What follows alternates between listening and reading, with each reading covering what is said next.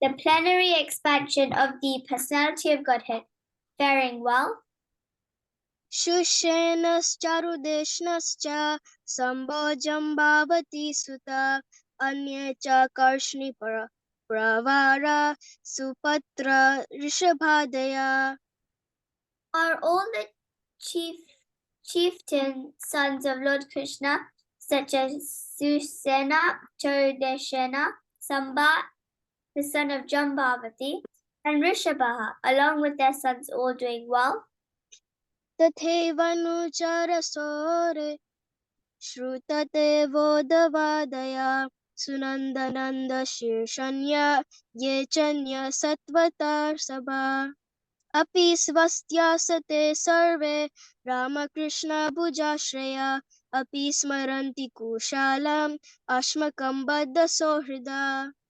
Also Shrutadeva, Uddhava, and others, Nanda, Sunanda, and other leaders of liberated souls, who are constant companions of the Lord, are protected by Lord Balram and Krishna. Are they all doing well in their respective functions? Who are all eternally bound in friendship with us, remember our welfare? भगवान् अपि गोविन्दो ब्रह्मण्यो भक्तवत्सला कच्चित् पुरो सुधाराम्यं सुखम् आस्ते श्रीहद्वृत्ता. Is Lord Krishna, the Supreme Personality of Godhead, who gives pleasure to the cows, the senses, and the brahmanas, who is affectionate towards his devotees, enjoying the pious assembly at Dwarkapuri, surrounded by friends? मङ्गलाय च लोकानां क्षेमाय च भवाय च अस्ते यादुकुलं बोधव अद्योनन्ता सखा पुमं यद्बाहुदण्डगुप्तायां स्वपुर्यं यादवो रिचता कृदन्ति परमानन्दं महापौरुषिका इव. The original personality of Godhead, the Enjoyer, and Balaram, the primeval Lord Ananta, are staying in the ocean of the Yadu dynasty for the welfare, protection, general progress of the entire universe. And the members of the Yadu dynasty, being protected by the arms of the Lord, are enjoying life like the residents of the spiritual sky. यत्पादशुश्रूषण सत्यादयोद्वस्तसहस्रयोषिता निर्जित्य साख्ये त्रिदशं स्तशिशो हरन्ति वज्रयुधवल्लभोचिता. Simply by administering comforts at the lotus feet of the Lord, which is the most important of all services, the queens of Dwarka, headed by Satyabhama, induced the Lord to conquer the demigods. Thus the queens enjoy things that are prerogatives of the wives of the controller of thunderbolts. यद्बाहुदण्डाभ्युदयन्न जीवनो यत्प्राविराय कुतभाय मोहा अधिक्रमन्त्याङ्गरिगृहिभिरहृतं बलात् साबं सुधर्मं सुरसातमोचितम्. The great heroes of the Yadu dynasty, being protected by the arms of Lord Sri Krishna, always remain fearless in every respect. Therefore, their feet trample over the Sudharma assembly house, which the best demigods deserve, but which was taken away from them. काशितेन मयां तथा भ्रस्ताते जविभाषि मे अलब्धमानो वग्नाता किं वा तथा चिरोषिता. My brother Arjuna, please tell me whether your health is all right. You appear to have lost your bodily luster. Is this due to others disrespecting and neglecting you because of your long stay at Dwarka? काचिना विहतो भावे शब्दादिभिरमङ्गले नादतम् उक्तम् अर्थिभ्य अशाय यत् प्रतिश्रुतम्. Has someone addressed you with unfriendly words or threatened you? Could you not give charity to one who asked? Or could you not keep your promise to someone? काचित्वं ब्राह्मणं बालं गम्वृद्धं रोगिणं स्त्रियं सरं नोपश्रितं सत्वं न त्याक्षि शरणाप्रदा. You are always the protector of the desiring living beings, such as brahmanas, children, cows, and women, and the diseased. Could you not give them protection when they approached you for shelter? काचित्वं न गमो गम्यं गम्यं वा सत्कृतं स्त्रियं पराजितो वथा भावान् नोतमेर्न न समे पथि. Have you contacted a woman of impeachable character? Or have you not properly treated a deserving woman? Or have you been defeated on the way by someone who is inferior or equal to you?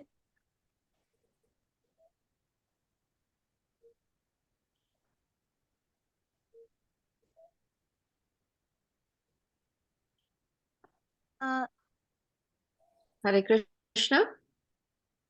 Are we doing it? Wait. Okay. Yes, please continue till 44. Oh, sorry.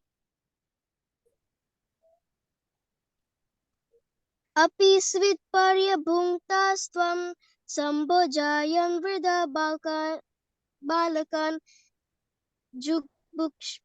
जुगुप्सितं कर्म किंचित् कृतवानाय दक्षमम्. Have you not taken care of old men and boys who deserve to dine with you? Have you left them and taken your meals alone? Have you committed some unpardonable mistake which is considered to be abominable? क्वचित् पृष्ठातमाने मेनाथ हृदयेनात्मबान्धुना शून्योऽस्मि राहितो नित्यं मन्यसे तेऽन्यथा नरुक्. Or is it that you are feeling empty for all time because you might have lost your intimate friend, Lord Krishna, or my brother Arjuna? I can think of no other reason for your becoming so dejected. Thank you, Diya and Vani. May I please request if it is possible to put your videos on, if that is okay. I would just love to see the two of you. Thank you so much. You have recited so well. My most humble obeisances to both of you. So beautiful Sanskrit and English. Really amazing. Thank you so much. Thank you very much. Hare Krishna. Hare Krishna. How old are you, Diya and Vani? How old are you both? I'm 11 years old. And I'm 9. Wow, amazing, amazing. Thank you so much. Really inspiring. I wish someday I can recite like you. Thank you so much. Hare Krishna. Hare Krishna. Okay.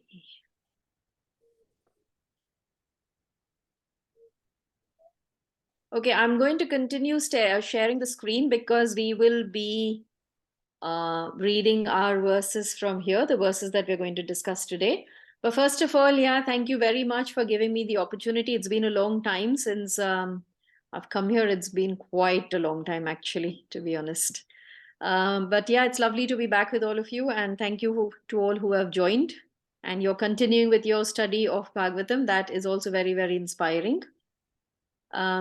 So if you can see the screen, I'm just going to have the, sorry, purport also.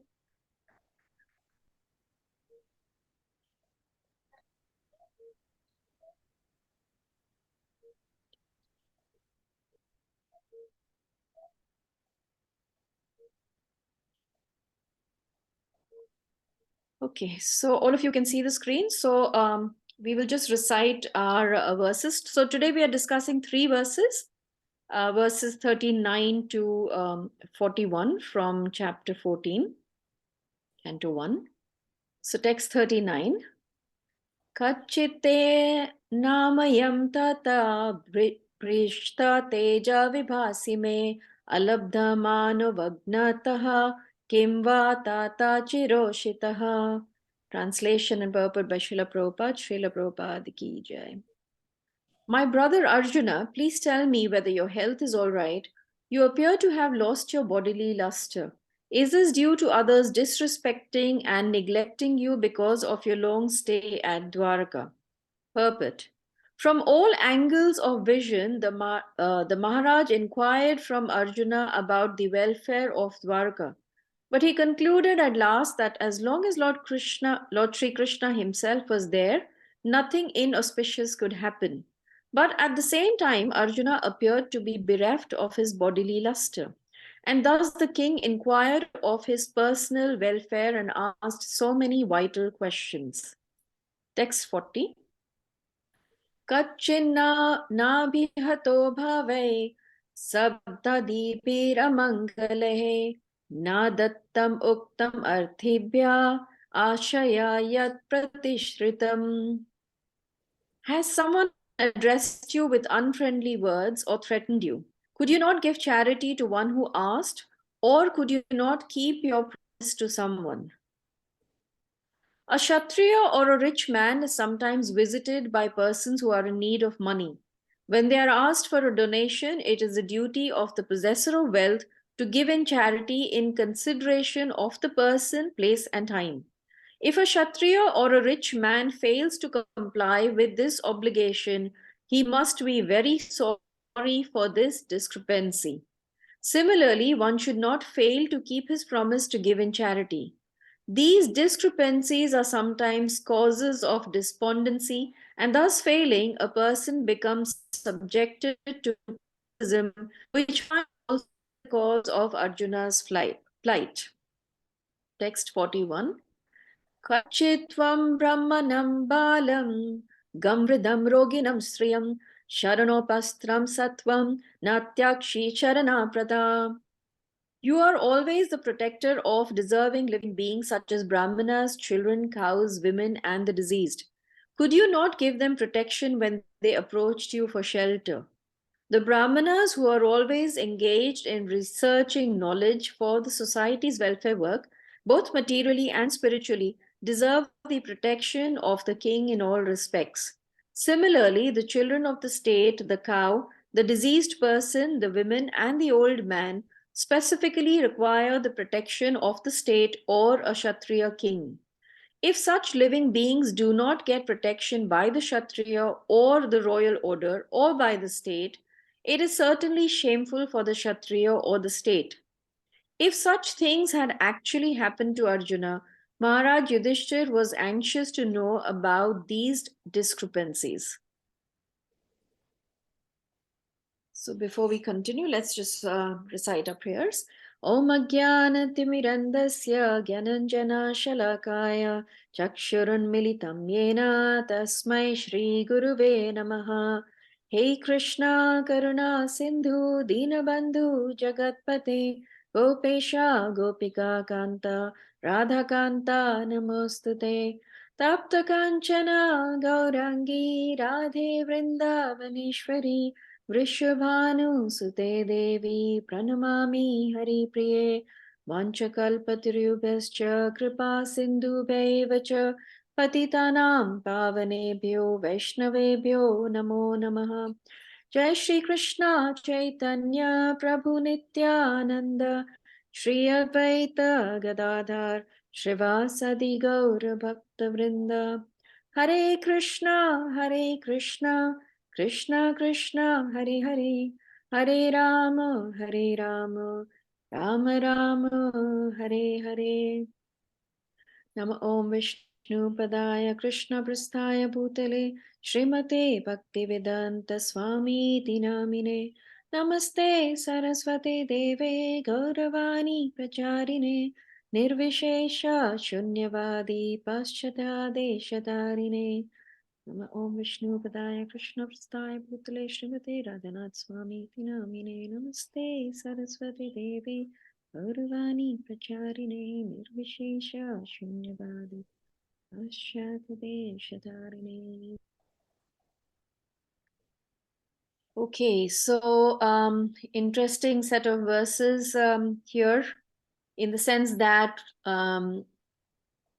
it's amazing to see that Arjuna, being an eternal associate of Krishna, is so despondent that his brother Yudhishthir is extremely worried about him.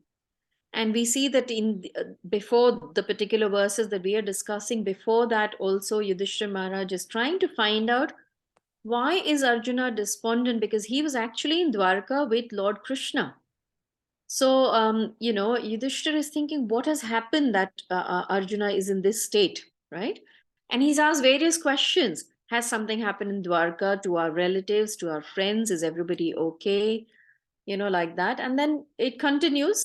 And then we will see, obviously, at the end of this chapter, the last verse, he then asks, because he realizes that probably there is no other reason for Arjuna's despondency except for the fact that Krishna is not with us anymore, like that. So let us start right from verse 39. So in verse 39, Krishna is talking about, why have you lost your bodily luster? I'm just trying to bring the verse up on my phone. Just give me 1 minute.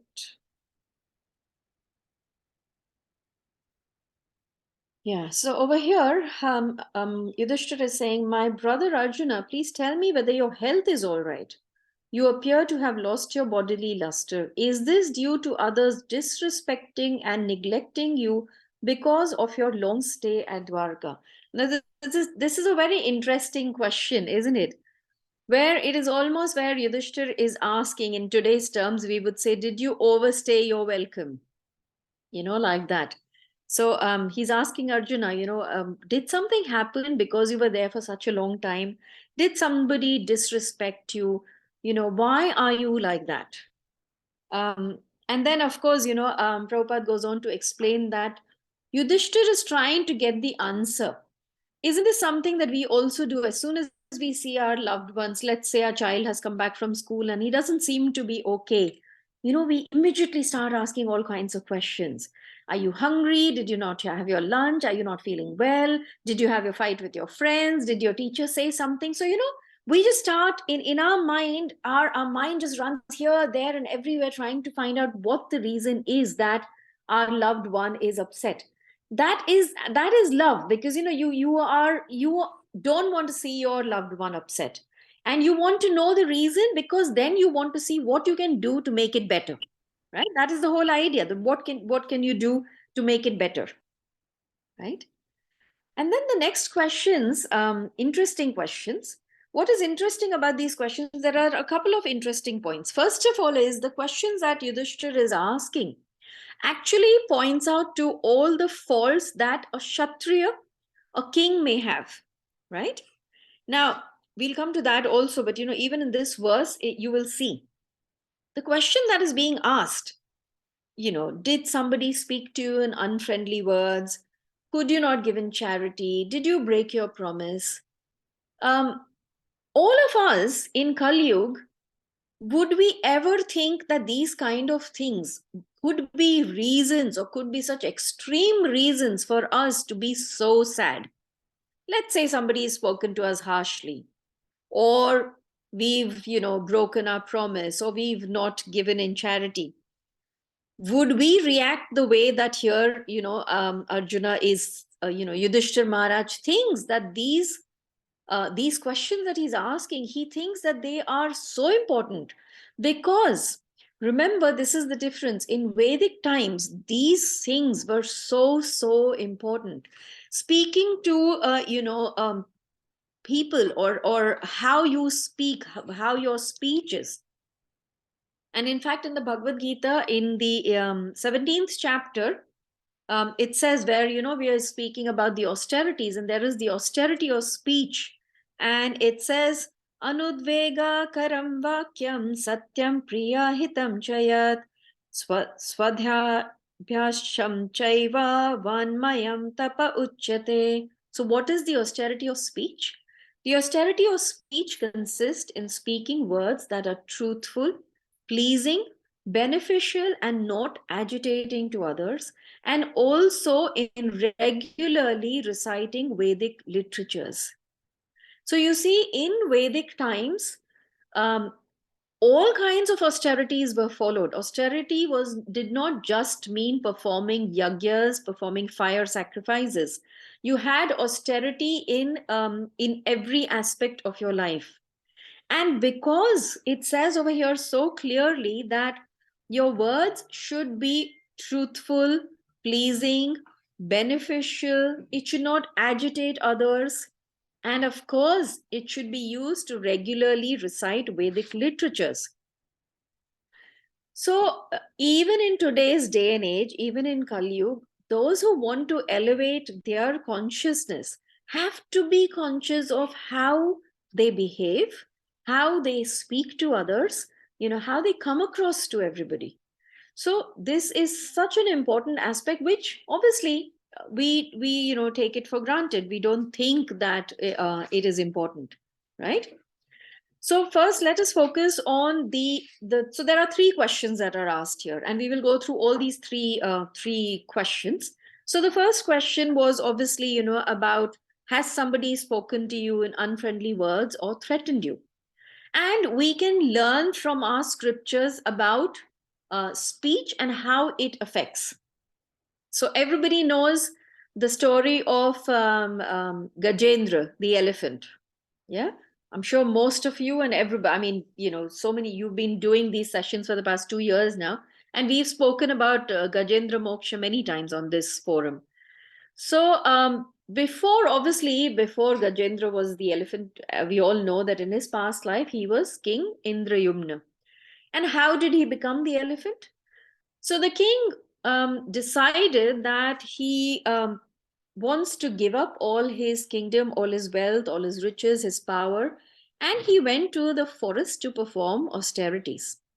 And at that time, he took a vow to not speak.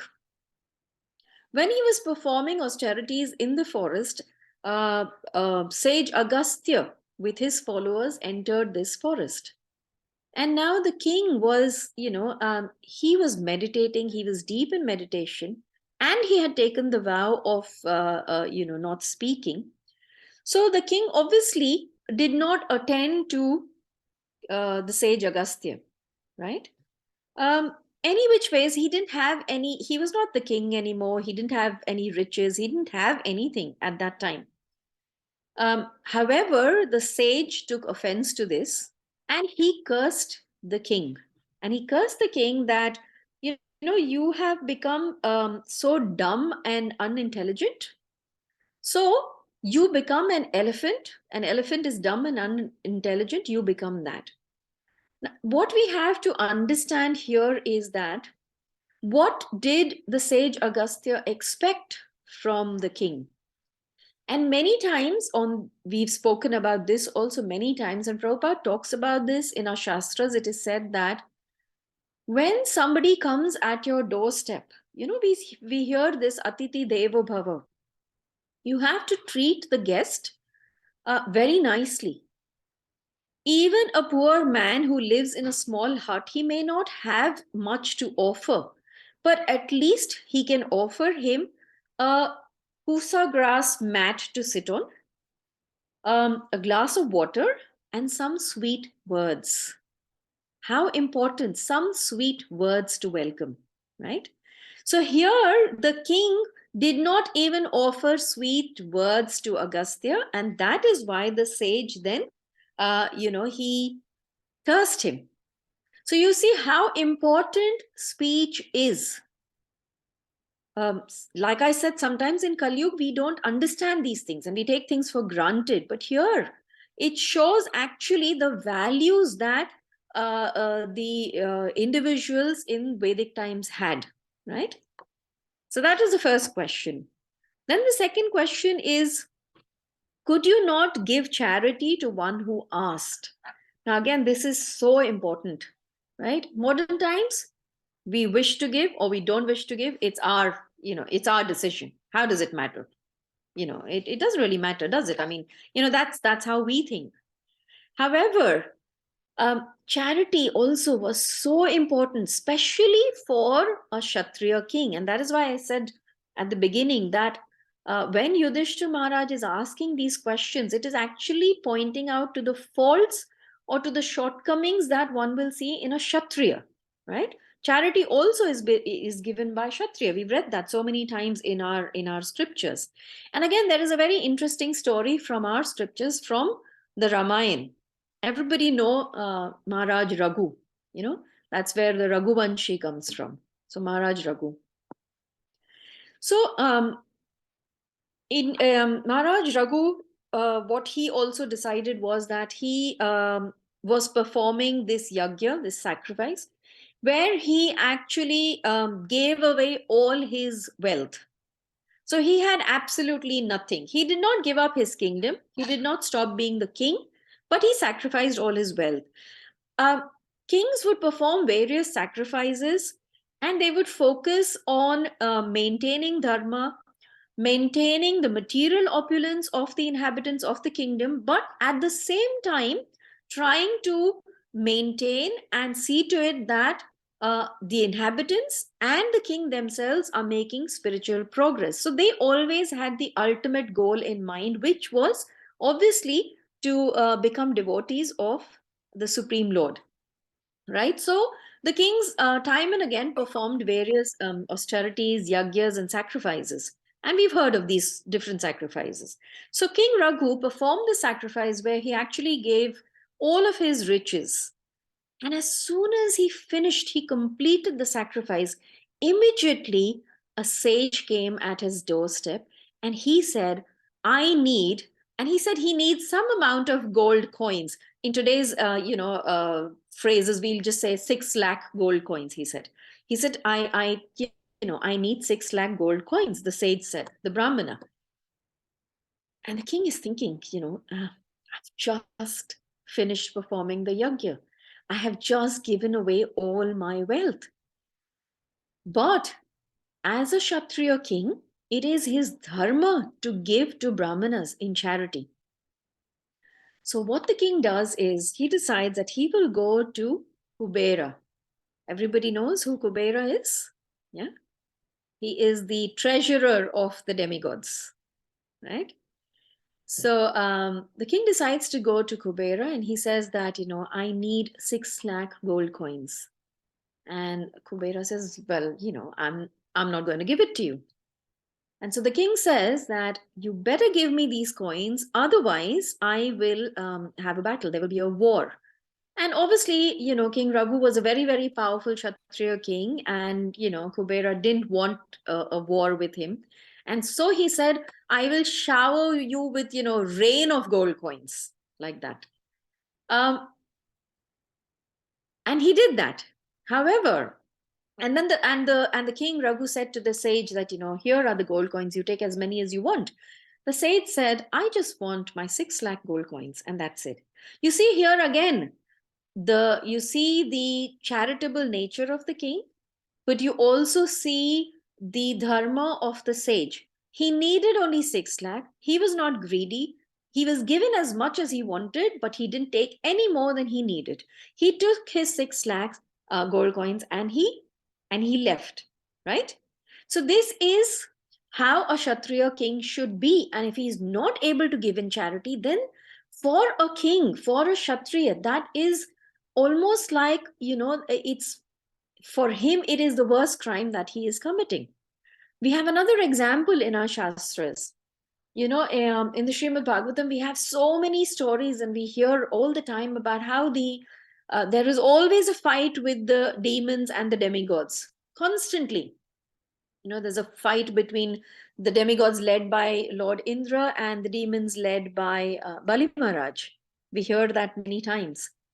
So again, this story, this scenario which we will be speaking about, or which will actually teach us about charity, is where the demigods and the demons have had a fight, and King Bali is taken over everything from the demigods, and they are literally hiding. They are helter-skelter running here and there. They have nothing at all.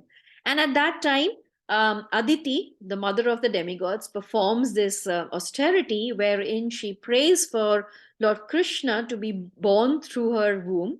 And that is when Vamanadev, the dwarf incarnation of Krishna, is born, right? And Vamandev then goes to this place where Bali Maharaj is performing yagya. He goes as a dwarf brahmana. And when he goes as a dwarf brahmana, Bali Maharaj, obviously, like we know, the times were that when a brahmana comes to your doorstep, you give him all respect, and then you ask him, what can I do for you? What do you need? And that's exactly what Bali Maharaj did. Although he was a demon, he did follow, the Vedic dharmas, these kind of dharmas. And then Vamandev, obviously we know the story that Vamandev asked for 3 steps of land. And Bali Maharaj's guru, Shukracharya, said to Bali Maharaj, do not promise him this, because he is not just a dwarf brahman, he is Lord Vishnu himself. But Bali Maharaj did not listen, disobeyed the orders of his guru. Why? Because he had made the promise already to the Brahmana. He had said, please let me know what you want and I will fulfill your desire. And although Shukracharya says Vishnu, said, now it doesn't matter. Now I have made my promise. Now I am going to fulfill whatever it is. Right. And then we know the story that then, Vamandev expands himself and, with just his 2 steps, he's covered the entire universe. And the 3rd step, he says, where should I put my 3rd step? And Bali Maharaj puts his head forward and he says, please put your 3rd step on my head. So here again, we are talking about the virtue of charity, that when and it says, Prabhupada says over here, that it is the duty of the possessor of wealth, not just the duty of the king and the Kshatriyas. Of course, it is the duty of a Kshatriya, it is the duty of the kings. But it says here in the purport, Prabhupada says, it is the duty of the possessor of wealth to give in charity, right? Of course, in consideration of the place of the person, place and time. So these 2 stories from our Shastras actually teach us how important this is, how important charity is, right? And then the 3rd question that he is asking is that Yudhishthira Maharaj is asking Arjuna, could you not keep your promise to someone? Now imagine this promise. As soon as you give your word to somebody, as soon as you make a promise, that's it. Then you have to fulfill that promise. And if you can't, then you just give up your life. Even for us, in our Krishna conscious life, when we take initiations, we also make promises, right? In front of Yagya, the fire, Yagya in front of the lordships, in front of our guru, in front of Srila Prabhupada. And it should be our endeavor that we try as much as possible that we are able to fulfill our promises. Of course, it is Kali Yuga, we are conditioned, we have many limitations. And that is why it is said that in Kali Yuga, determination is limited. It's a limited resource. You may be determined, but it's a limited resource, because time is such a crucial factor. And when this happens, then you obviously take shelter of the Lord. But as far as possible, you endeavor to fulfill your promises. Anyways, so this question that Yudhishthira Maharaj is asking, could you not keep your promise? And again, we'll take some examples from our Shastras. Now, we've discussed, when we were studying the Bhagavad Gita, we've discussed the battle of Kurukshetra, where the Pandava brothers and Kauravas, they're fighting with each other. And as we know that Bhishma is the commander-in-chief of the Kauravas side, and obviously then we have the Pandavas on this side. And everybody knows that Bhishma loves the Pandavas, he genuinely loves the Pandavas.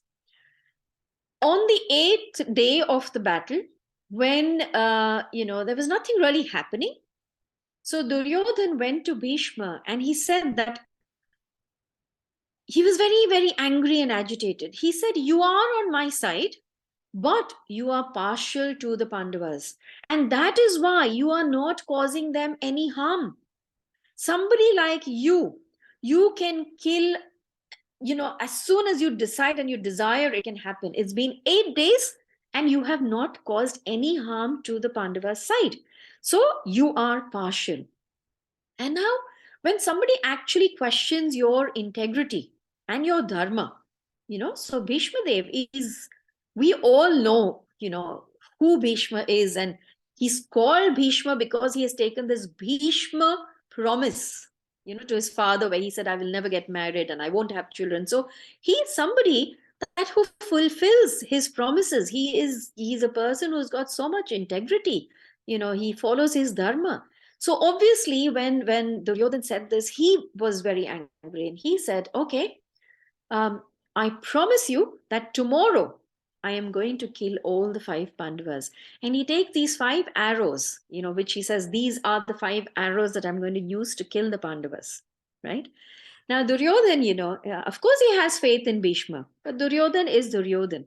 It says that when you yourself are a person who probably can cheat, can go to any lengths to achieve your own desires or whatever, you don't have trust in everybody around you. You think they may also be the same. So he says to Bhishma, okay, I will take these 5 arrows from you and I will keep them safely, right? Now, Duryodhana has taken these 5 arrows. Obviously, Krishna, the all knower, he knows everything that is going on. So he knows what is going on in the Kaurava camp. And he says to Arjuna, right? So this has happened. Duryodhana has these 5 arrows, which Bhishma is going to use to kill you all tomorrow. You go to Duryodhana and ask him for the 5 arrows. And Arjuna is thinking, why on earth will Duryodhana give me the arrows? Like, he is waiting for all of us to die. Why would he give me the arrows? And at that time, Krishna reminds Arjuna that, remember the time you had saved Duryodhan's life? Now, this is a backstory, and we don't have much time. It's already 23, so I won't go into the backstory. So there is this story where Krishna had saved Duryodhan's life, and at that time, Duryodhan had said, please ask for something because you've saved my life. And Arjuna said, I don't want anything now, but I will ask for it when I need it. So Krishna reminded him.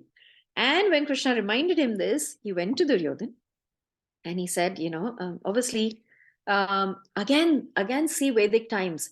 You fight the battle from sunrise to sunset. After sunset, it is said that the warring factions could even go to each other's camps and have a prasad together, dinner together, like that, So anyways, Arjuna went to the Kauravas camp. He goes to Duryodhan's tent and Duryodhan welcomes him because Arjuna is his younger brother. And he says, what do you want? What have you come here for?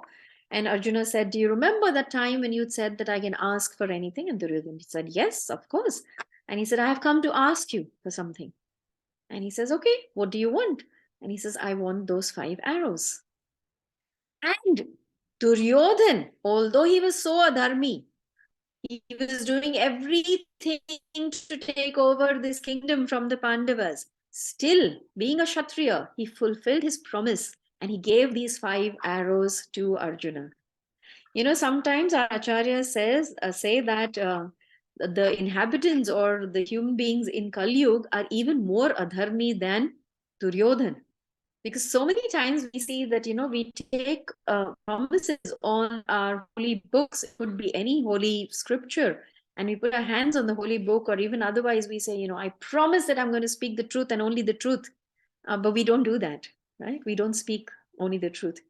And that is why when we are taking our initiation vows and we say that we will follow the regulative principles, we have the 4 regulative principles.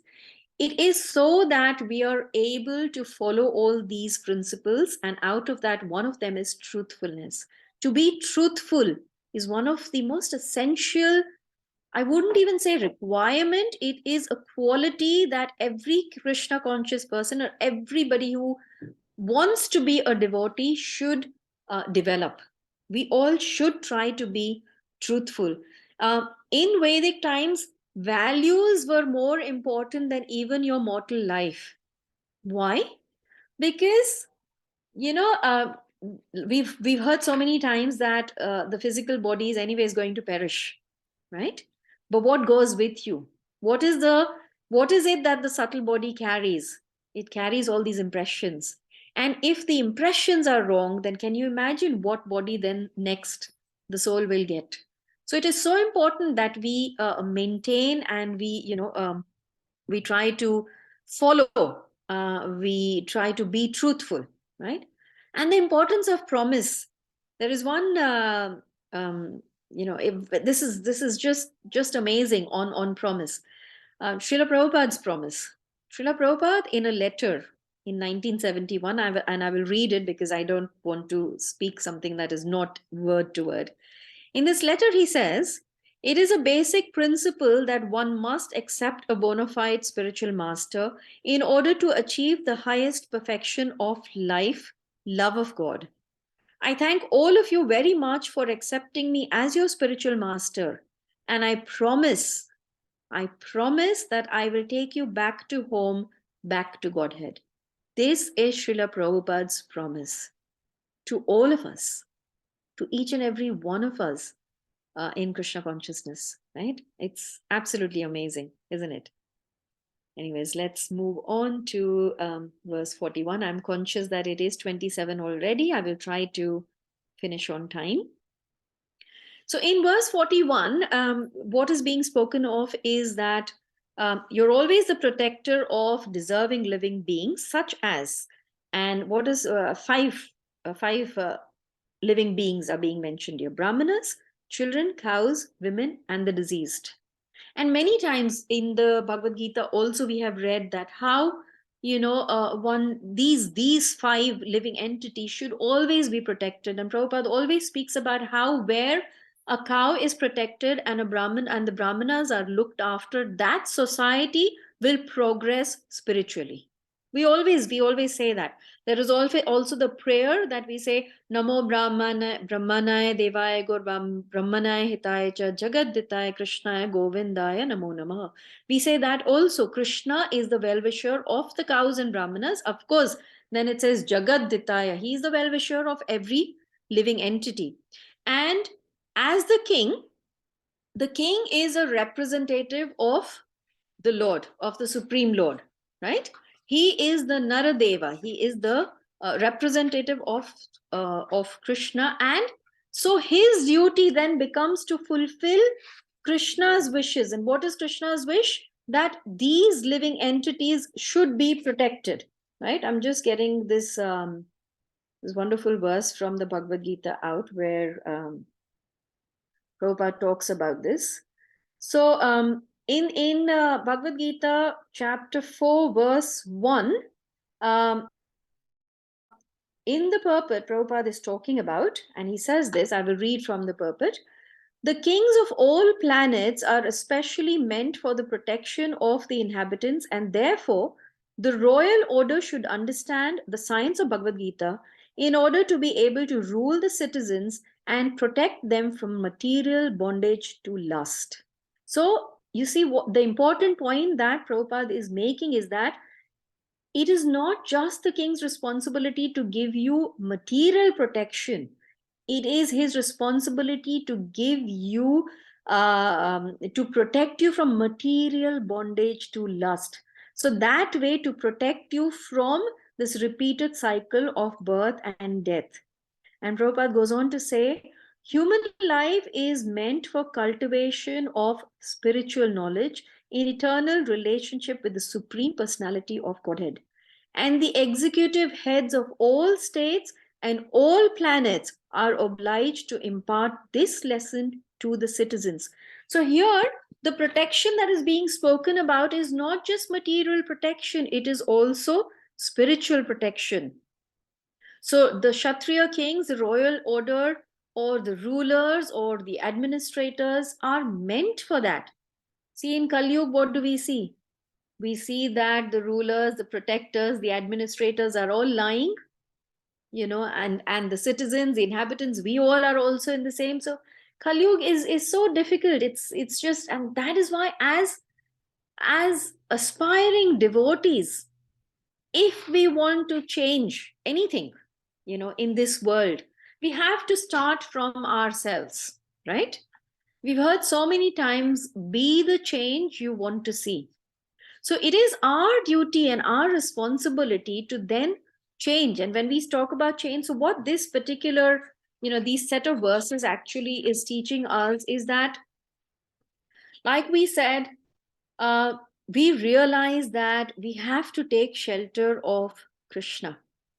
And right from the beginning of our spiritual journey, for some of us, it starts when we are, children, 5, 6 years old, like, dear Vani and Diya recited so well. And you can see that their spiritual journey has started so young. For some of us, we late in our life, but when we start a spiritual journey, just this remembrance that we are totally dependent on Krishna. If it is not for Krishna, there is nothing. And that is why Arjuna is so despondent. That will be discussed, obviously, in the next couple of verses. So I don't want to really touch on that. But so important when we read this particular chapter and we read all these verses, that in our own lives, we develop this complete dependence on Krishna, realizing that I cannot do anything on my own. Yes, I can make the endeavor, but ultimately it is Krishna's mercy. Ultimately, it is only Krishna's mercy. However, I can try and develop the qualities that are needed for me to be able to surrender to the lotus feet of the Lord. And from today's verses, we can see how austerity of speech is important, keeping promises is important, being truthful, giving in charity whenever and in whichever way is possible, that is important. Being respectful to brahmanas, not harming, we can say not harming any living entity, actually. Yes, here it says cows, but we should not be harming any living entities. So all of these qualities we also have to develop as aspiring Krishna conscious devotees. So I think I'm going to stop over here. But yeah, this section of Srimad Bhagavatam actually is very, very profound in giving us instructions if we are able to absorb and accept the instructions. These are not just for Yudhishthira Maharaj or Arjuna, it is for each and every one of us. So yeah, I will stop here. Thank you. If there are any comments, corrections, realizations, please do share.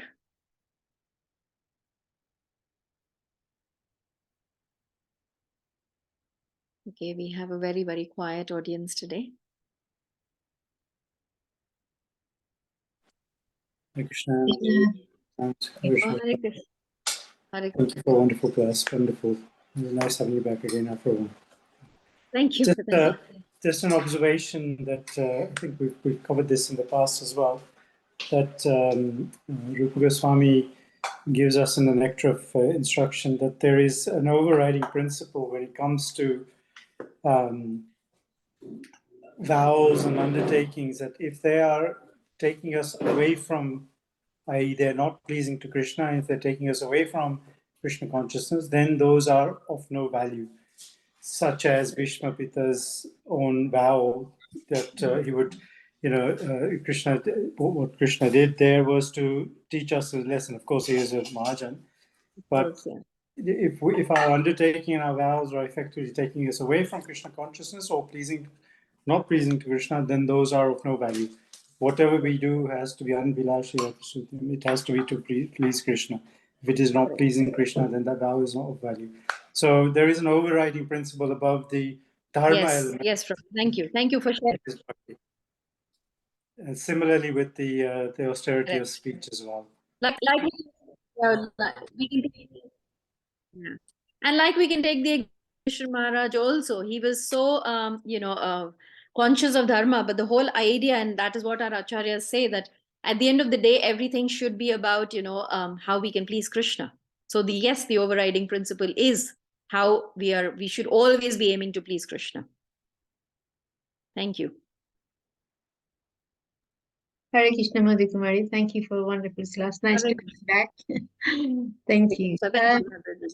I just wonder, sometimes at the beginning I forgot the king who was trying to meditate because he gave up all the wealth and kingly order. he was meditating, and the rishi who came Mm. asking for, but I have difficulty understanding that the rishis are, their elevated consciousness. How, what do we learn from there? They couldn't control their their senses, and they can see that he's given up everything, and that is not the time to go and expect anything from the person who is completely renounced and Yeah. wouldn't speak. He's meditating, so I find it very difficult for this such a elevated personality. Yeah, Mataji, I'm totally the wrong person to answer this, but my 2 pence of understanding is that all of these are leelas that Krishna obviously orchestrates all these things so that we can learn, because we also have the example of Shamyak Rishi, where Parikshit Maharaj put this dead snake on his neck, but he didn't react, he didn't get angry, or he didn't say anything. And then we have the example of Ambarish Maharaj and Durvasha Muni, and then we have the example of Agastya Muni, where he's getting angry. So obviously all these things are to kind of teach us things, and to put these devotees like Indrayumna Maharaj obviously is a devotee of the Lord. So because Indrayumna Maharaj was cursed, and then he came as Gajendra, and from Gajendra Moksha Leela there is so much that we are learning. Right? Like how Gajendra then realizes that all of these wealth, all of my family, all my friends, nothing is going to be of any use to me, and he remembers the prayers from his past life, and he just surrenders to the Lord. So it's actually, I mean, this is my understanding, and I could be totally wrong. I mean, I'm, like I said, I'm just the wrong person to speak on such a deep topic. But what my understanding is that obviously these are all these pastimes and all these interactions with all these devotees is to teach us things, because each and every one of them is also devotee of the Lord. It's not that they are not devotees of the Lord, Yeah, like that. correct. I think if we understand it this way, I think everything in Bhagavatam, everything in scripture is for us to get lessons. So if I take it that way, then I wouldn't be disturbed. Thank you very much. Thank you, Hare Krishna. Hare Krishna. Hare Krishna. Okay, if there are no more questions or comments, then maybe we can end here. Vanchakalpatriyubhascha kripa sindhubhaivacha patitanam pavanebhyo Vaishnavebhyo namo namaha. Thank you, Mataji. Very nice class. Thank you, Hare Mataji, for a Krishna. very good class. Thank you. Thank you, Mata. Hare Krishna. Hare Krishna. Thank you, Mataji. Hare Krishna. Hare Krishna, Mataji. Thank you very much. Hare Krishna.